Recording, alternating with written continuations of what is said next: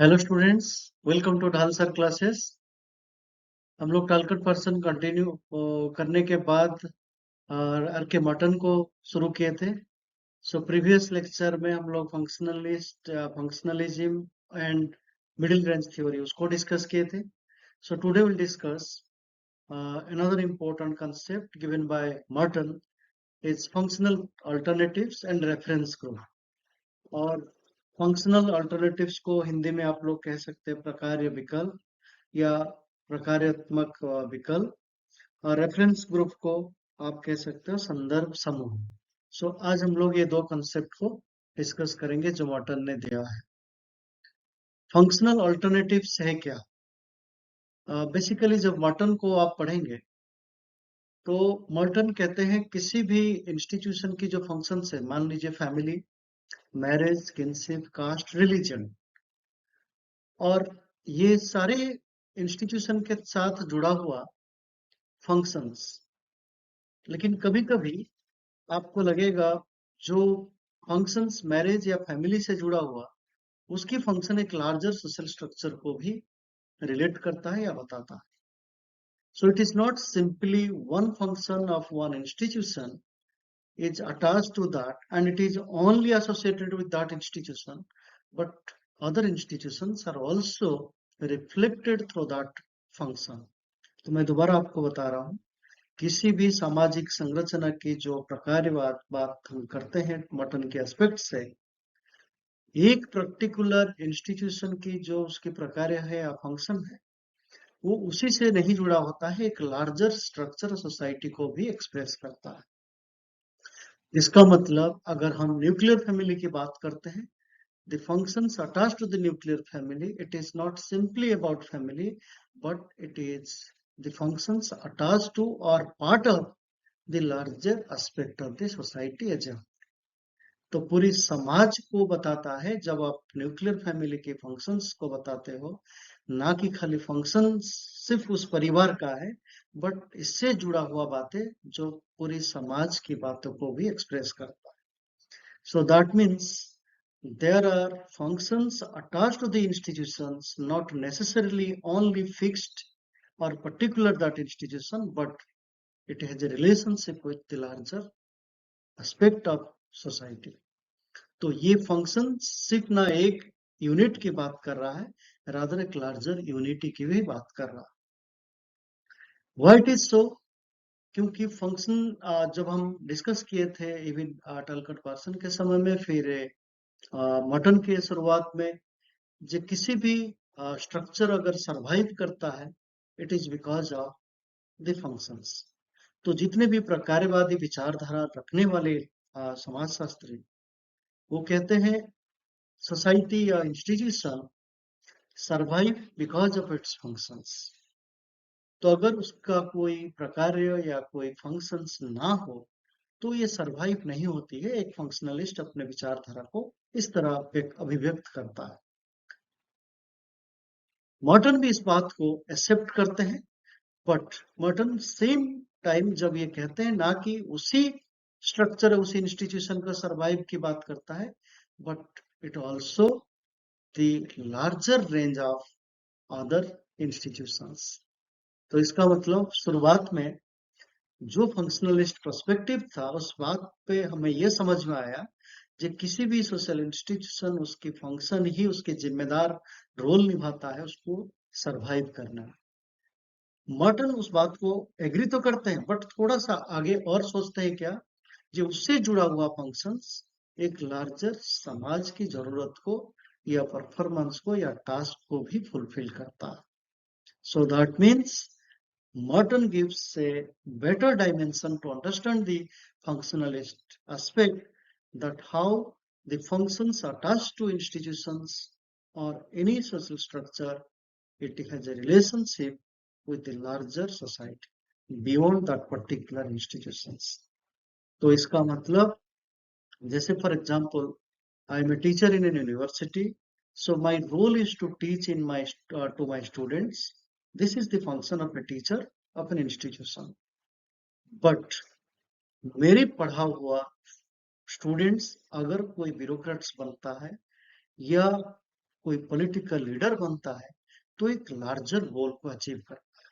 So it is not simply the functions attached to my role is limited within university or the students, but how the role, how the functions also appropriate to prepare or to create a good leader or a good bureaucrat. तो इसका मतलब हमारी सारे institution से जुड़ा हुआ functions उसी institution या स्ट्रक्चर्स के साथ लिमिटेड नहीं है, उसकी फंक्शंस उससे ज्यादा और इंस्टीट्यूशंस एक लार्जर समाज या एक बेहतर बृहद समाज के भी फंक्शंस के साथ जुड़ा रहता है. तो ये जो फंक्शनल अल्टरनेटिव की बात करते हैं, why it is important? It is because there are similar functions but in different institutions they perform. तो ये जो सिमिलर फंक्शंस है and that acts for different institutions, that is important to weigh that how the functionalism is not necessarily to accept the status quo. इसका मतलब क्या हुआ? जो प्रकार्यवाद की बात करते थे, जो प्रकार्यवाद सिर्फ एक इंस्टीट्यूशन या एक स्ट्रक्चर या एक सामाजिक व्यवस्था के साथ जुड़ा होता है, ऐसा नहीं है. उसकी जो स्टेटस को रिड्यूस करने के लिए फंक्शनल अल्टरनेटिव रहती है. सो दैट मीन्स एक, जैसे मैंने कहा, जो एक व्यक्ति की या एक फंक्शन किसी इंस्टीट्यूशन का उससे जुड़ा हुआ फंक्शंस अगर हम उसी को फिक्स करेंगे तो ये स्टेटस को, जिसको हम स्ट्रक्चरलिस्ट कहते हैं, जो जैसा है उसकी फंक्शंस सिर्फ उसी के साथ जुड़ा हुआ. बट जैसे मॉर्टन इसकी अल्टरनेटिव्स की बात करते हैं, so that goes beyond to that particular institution. तो उस इंस्टीट्यूशन से आगे बढ़ के सोचने के लिए फंक्शनल अल्टरनेटिव एक बेहतर आइडिया जो मॉर्टन ने अपने सिद्धांत के माध्यम से बताया है. जैसे कि for example religion and other institution, and religion has certain functions.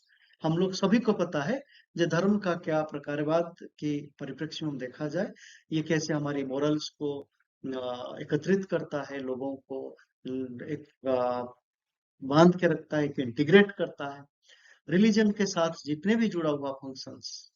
But जब हम सेकुलरिज्म की बात करते हैं, so that becomes N important aspect of the religion which is relationship with the state. तो हम स्टेट की बात करते हैं, स्टेट की एक इम्पोर्टेंट एस्पेक्ट की बात करते हैं जो डिराइव हुआ था रिलीजन के फंक्शन, दैट इज सेकुलरिज्म. तो हम लोगों ने रिलीजन के साथ सेकुलरिज्म को देखा, that is part of the religious functions. But when we talk about the secularism in a state or in a larger society, then it is a different way to understand that it is not something it is attached to only religion, but it is a relationship with how the state functions. That is an important aspect. तो इसका मतलब Morton के जो functional alternatives functionalist perspective की जो status को negate करता है और उसको एक बेहतर फॉर्म तक जाने की बताता है. So that means it the role attached to one particular institution or one particular structure, it's not confined to that. Rather, it has certain other functions which is related to the larger aspect of the society. तो समाज या बृहद समाज की जो परिप्रेक्ष्य में Morton के जो फंक्शनल अल्टरनेटिव्स, ये हमें और एक फंक्शनलिस्ट पर्सपेक्टिव को एक बेहतर तरीके से बताते हैं. फिर जब रेफरेंस ग्रुप की बात करते हैं, जिस रेफरेंस ग्रुप को आप हिंदी में संदर्भ समूह कहते हैं, और ये मॉर्टन की जो social theory and social structure की बुक से डिराइव हुआ है. सो दैट इज इम्पोर्टेंट, क्योंकि ये जो संदर्भ समूह की बात करते हैं, मैंने आपको शुरुआत में कहा था, जब हम मैक्स वेबर की आइडियल टाइप कहते थे, तो वहां पे जो आइडियल टाइप था वो कभी कभी हमें ये लगता है जब ये एक्सेप्टेड रियलिटी हो जाता है तो कम से कम एक रेफरेंस की तरह, एक जैसे कहते हैं नापदंड, मीन्स एक मेजरिंग रॉड, तो उस बेसिस पे एक ग्रुप या एक इंडिविजुअल उसको एक्सेप्ट करता है. What is that reference group?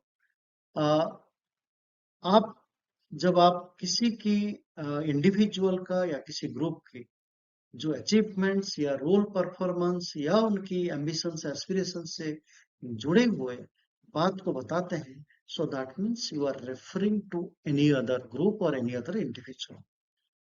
मैं सही हूं या गलत हूं, मैं बहुत अच्छा किया हूं या कम किया हूं, मेरा रोल सही या गलत है, तो हमेशा ये तभी पॉसिबल हो सकता है when you find there is a reference group. अब फॉर एग्जाम्पल हमारे यूनिवर्सिटी कहाँ पे है, कितना अच्छा है, कितना बुरा है, कितना बेहतर है, तो उसको अगर हम समझने की प्रयास करते हैं, then we compare with other universities. Other university means those who are performing better. तो उनकी परफॉर्मेंस कितना अच्छा है, बुरा है, वो भी किसी और यूनिवर्सिटी को या ऑक्सफोर्ड, कैम्ब्रिज या हार्वर्ड को कंपेयर करके लिखते हैं। Suppose there are engineering institutions, so engineering institutions की परफॉर्मेंस कैसा है, उनकी रिसर्च, उनकी डेवलपमेंट, उनके स्टूडेंट्स की जॉब अपॉर्चुनिटीज, उनकी लाइब्रेरी, उनके इंफ्रास्ट्रक्चर, ये सारे चीज को हम अगर जब नंबरिंग करते हैं या एक अच्छे मेजरमेंट के तरीके से उसको बेहतर बताते हैं, so that means we are comparing with anything else, any other institutions which is already it is existing। तो हम लोग अगर आईआईटीज की सारे चीजों को हम बेहतर मानते हैं, तो अगर एक नई इंजीनियरिंग कॉलेज डेवलप करता है, तो हमेशा वो आईआईटी को एक रेफरेंस मानता है। क्यों? सो आईआईटी की मेजरमेंट के साथ हम कंपेयर करते हैं where we stand in terms of the quality of student, entrance, the questions, the placements, the infrastructure, research and development in any way। So यहाँ पे जो संदर्भ समूह की बात होती है, so it is not necessarily on a group, but it is also related to any individual. तो आप अपने घर पे भी अगर एक बच्चा अगर सिविल सर्विस क्वालिफाई करता है, सो अगल बगल लोग जो आपके पड़ोसी या आपके रिश्तेदार, वो हमेशा आपकी रेफरेंस देता है, देखो उनके बेटा या उनकी बेटी सिविल सर्विस क्वालिफाई किया, हार्ड वर्किंग किया। तो एक रेफरेंस क्यों? Because in that context somebody else is fulfilling the aspirations. तो उसकी जो रोल होगी या होगा, उसके रोल एस्पिरेशन सारे चीज उस मेजरमेंट के साथ, उस रेफरेंस के साथ जुड़ा हुआ। तो आप अच्छा भी हो सकता है, बुरा भी हो सकता है, बहुत अच्छा हो सकता है। जब भी हम इस तरह स्टेटमेंट देते हैं, so that means there are certain reference groups. So that reference group is important. Why? Because the idea of reference group, it's not a static phenomena. It is a relationship with different time and context। तो जैसे हम लोग ideal type को, जो आदर्श प्रारूप की बात हम मार्क्स वेबर कहते थे, वो हमेशा एक सब्जेक्टिव था, वो कभी भी फिक्स नहीं रहता था। It differs from time and context.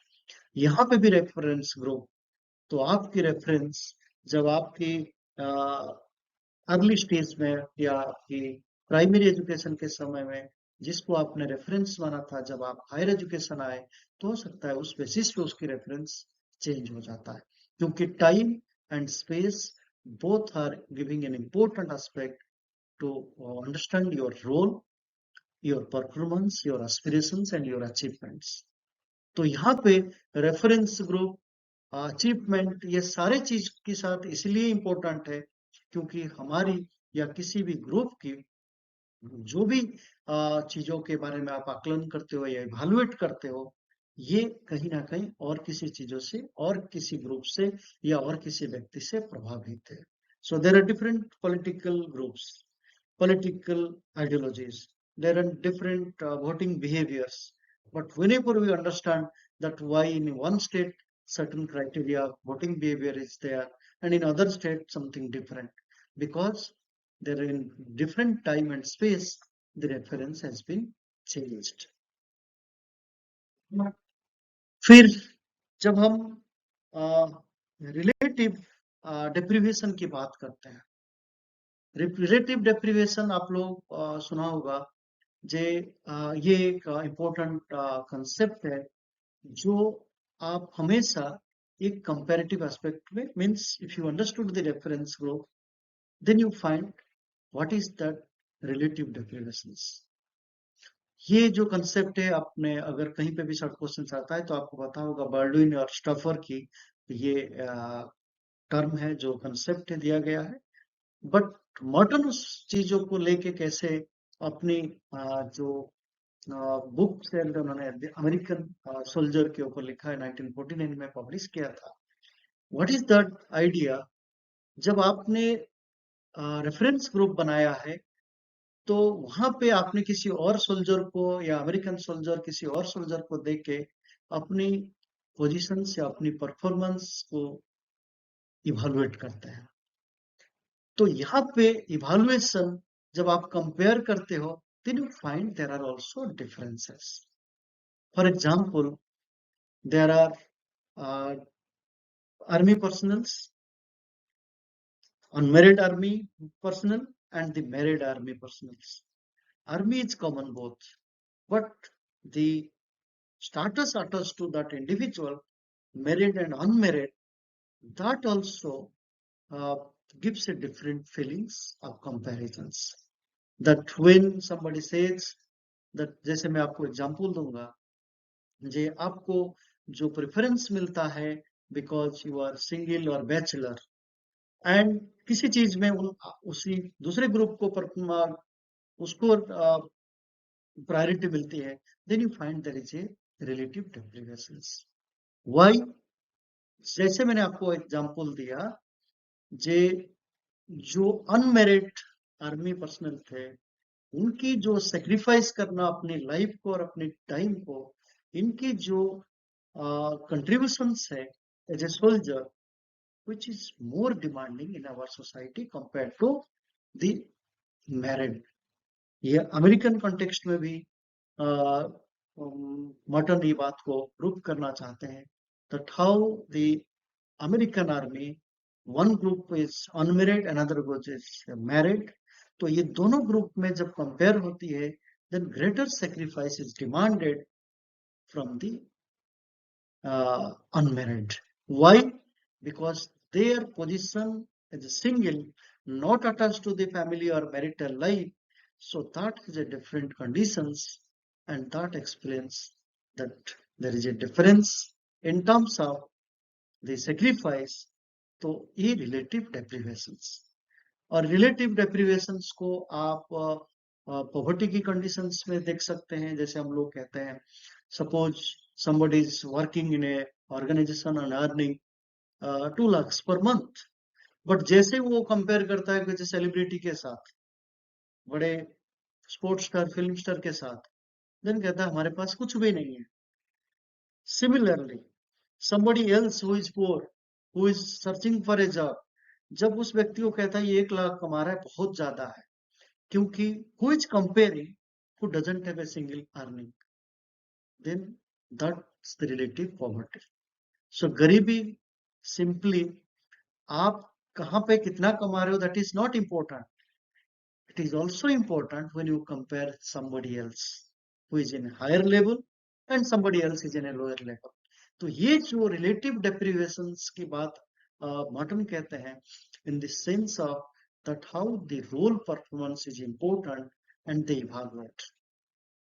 तो आप अगर कहेंगे जे मेरे तैयारी में हमारी मैरिटल लाइफ या मैं मैरिड हूँ, इसीलिए मुझे ज्यादा समय नहीं मिल पाई पढ़ाई के लिए या कॉम्पिटिशन्स की तैयारी करने के लिए, you evaluate on the basis of when you compare with somebody who is not married. तो अगर आपके साथ में कोई दोस्त है, वो तैयारी कर रहा है, वो सिंगल है, बैचलर है, but you are suppose you are a married individual, आपके पास एक जिम्मेदारी है परिवार की, देन यू कंपेयर जो उसकी तैयारी, उसकी एस्पिरेशंस, उसकी मेहनत, इसमें डिफरेंसेस क्रिएट होती है। So that Merton calls is a relative deprivation. फिर और एक इम्पोर्टेंट कंसेप्ट की बात करते हैं मॉर्टन, जिसको आप कहते हैं एंटिसिपेटरी सोशलाइजेशन।